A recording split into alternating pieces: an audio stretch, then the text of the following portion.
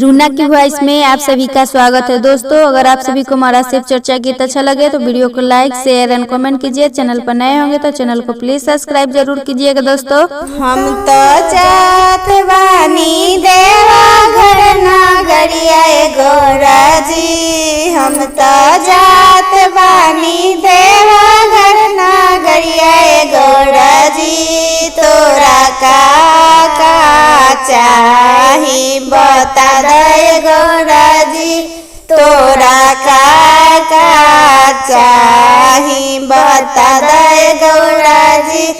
रउआ जात बानी देवा घर नगरिया भोला जी, रउआ जात बानी देवा घर नगरिया भोला जी। हमरा ले अइह सेंट गमकौआ भोला जी, हमरा ले अइह सेंट गमकौआ भोला जी। सेंटवा छीटी छीटी जाइब नई हरवाए भोला जी, सेंटवा छीटी छीटी जाइब नई हरवाए भोला जी।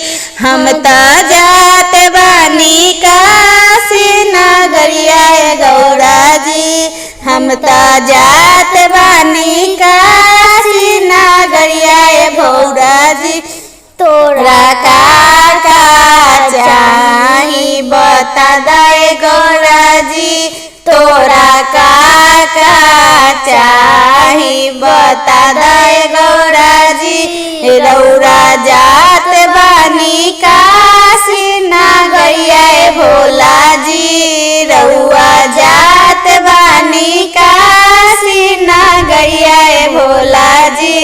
हमरा ले अइह लाला की चुनरिया भोला जी, हमरा ले अइह लाला की चुनरिया भोला जी। चुनरी पेनी पेनी जाइब नई हरवाए भोला जी, चुनरी पेनी पेनी जाइब नई हरवाए भोला जी। हम तो जात बानी देवा घर नगरिया भोला जी, हम तो जात बानी देवा घर नगरिया गौरा जी। तोरा का चाही बता दे गौरा जी, तोरा का चाही बता दे गौरा जी। रउआ जात बानी देवा घर नगरिया भोला जी, रउआ जात बानी देवा घर नगरिया भोला जी। हमके ले अइह टीकावा टिकुलिया भोला जी, हमके ले अइह टीकावा टिकुलिया भोला जी। टुकली साटी साटी जाइब नई हरवाए भोला जी। हम तो जात बानी देवा घर नगरिया गौरा जी, हम तो जात बानी देवा घर नगरिया गौरा जी। तोरा का चाही बता दे गौरा जी, तोरा का चाही बता दे गौरा जी।